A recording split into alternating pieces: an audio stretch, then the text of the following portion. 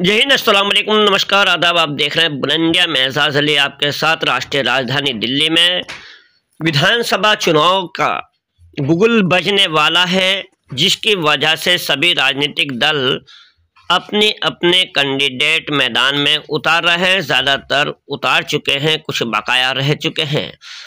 इसी के साथ साथ इत्तेहादुल मुस्लिमीन पार्टी ने दिल्ली के मुस्तफ़ाबाद विधानसभा सीट से दिल्ली दंगे में जेल में बंद हाजी ताहिर हुसैन को फील्ड में उतारा है। यानी कि हाजी ताहिर हुसैन मुस्तफ़ाबाद विधानसभा सीट से इत्तेहादुल मुस्लिमीन असदुद्दीन ओवैसी की पार्टी से चुनाव लड़ेंगे, जिसकी वजह से ताहिर हुसैन के इस मैदान में आने से भाजपा और कांग्रेस आम आदमी पार्टी के दिलों की धड़कनें तेज हो गई हैं। उन्होंने नए बातें करनी शुरू कर दी है। ताहिर हुसैन की मकबूलियत मुस्तफ़ाबाद विधानसभा सीट पर बढ़ चुकी है। कारण बहुत सारे हैं, बताने में बहुत समय लग जाएगा। इस वक्त तो आप जो तस्वीर देख रहे हैं, डिस्प्ले पर जो तस्वीर नज़र आपको ये आ रही है, ये ताहिर हुसैन का लड़का है। उस टाइम पे, जिस टाइम ताहिर हुसैन दिल्ली दंगे में जेल गए थे, उस टाइम पे इनकी उम्र लगभग 15 साल बताई जा रही है।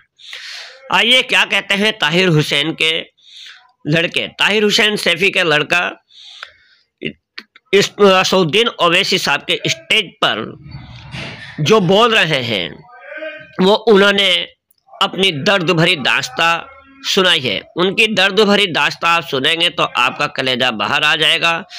हकीकत क्या है ये तो अदालत ही इस चीज़ को साबित करेगी।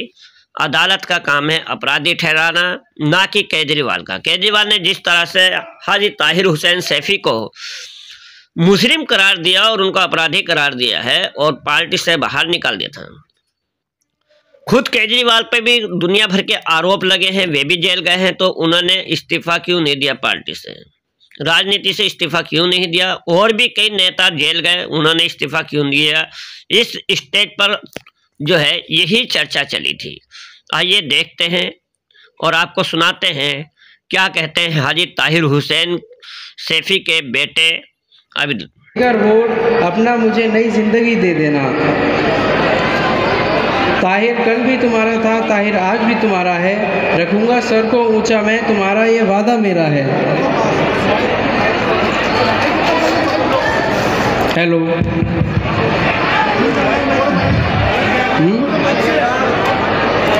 ताहिर कल भी तुम्हारा था, ताहिर आज भी तुम्हारा है। रखूंगा सर को ऊंचा मैं, तुम्हारे ये वादा मेरा है। निभाकर रिश्ता तुम अपना, मेरा बस साथ दे देना। देकर वोट तुम अपना, ताहिर को मजबूत कर देना। मोहब्बत भाईचारे का पुराना वक्त भी लाना है। मुस्तफ़ाबाद वालों से मेरा ये खास कहना है, हुकूमत हो किसी की भी मगर तुम इंसाफ कर देना। देकर वोट तुम अपना, मुझे सच्चाई को जिता देना। बंदिशें हैं जहां दिन रात उसे तिहाड़ कहते हैं। तुम्हारी याद में रह कर के कुछ सपने भी देखे हैं। मिटा दूंगा हस्ती को मैं अपनी, तुम आवाज़ दे देना। देकर वोट तुम अपना, ये मौका भी देना। खुदा के वास्ते तुम यूँ मुझे मायूस ना करना। पड़े जब भी ज़रूरत तुम मुझे बस यही कह करना। पीड़ित हूँ मैं, अपराधी नहीं, ज़माने को बता देना। देकर वोट तुम अपना, मुझे चुनाव जिता देना। सभी माँ बाप जैसे हैं मेरे और भाई बहन हैं। सभी नौजवान साथी हैं मेरे और क्षेत्रवासी हैं। दुआ तुम मांगना अल्लाह के आगे हाथ फैलाना। देकर वोट तुम अपना, मुझे रिहाई दे देना। देकर वोट तुम अपना, ताहिर को विधायक बना देना। देकर वोट तुम अपना, मुझे मेरा हक दे देना।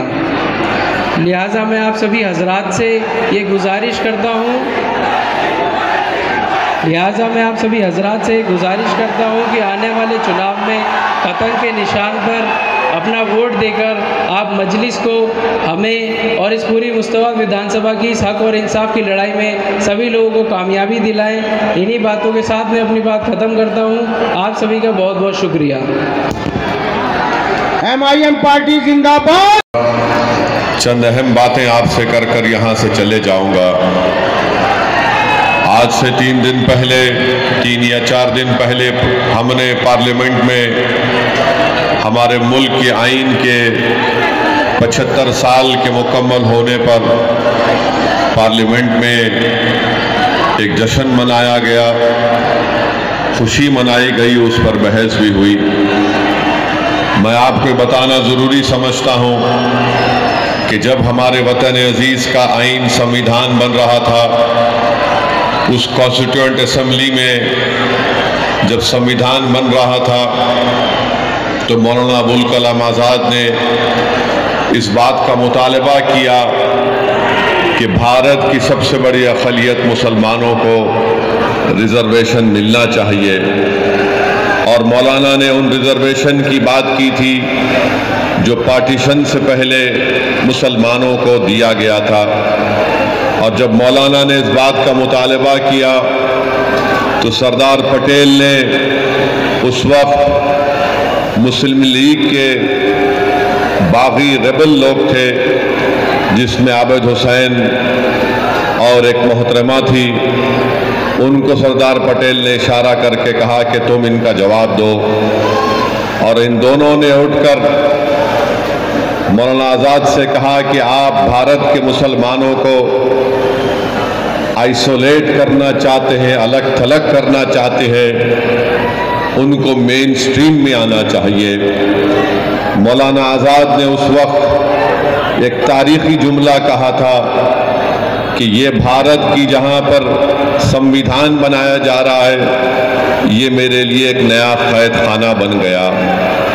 मेरे अजीज़ दोस्तों और बुजुर्गों, 75 साल पहले बाबा साहिब अम्बेडकर ने इस बात को कह दिया कि भारत के अक़लियतों को कभी भी सत्ता में उनको हिस्सेदारी नहीं दी जाएगी, और अगर वो इक़्तिदार में अपने हिस्से का मुतालबा करेंगे तो उन पर एक इल्ज़ाम लगा दिया जाएगा कि ये फ़िरक़ा परस्त है, ये फ़िरक़ा परस्ती को फ़रोग़ दे रहे हैं। और बाबा साहिब अम्बेडकर ने कहा कि इसी को मैं देखते हुए मैंने शेड्यूल कास्ट के लिए संविधान में उनके हुकूक़ की हिफाजत के लिए मैंने उसको संविधान में लिखाया। बताइए 75 साल में क्या बदला। लोग आज असदुद्दीन ओवैसी पर इल्ज़ाम तो लगाते हैं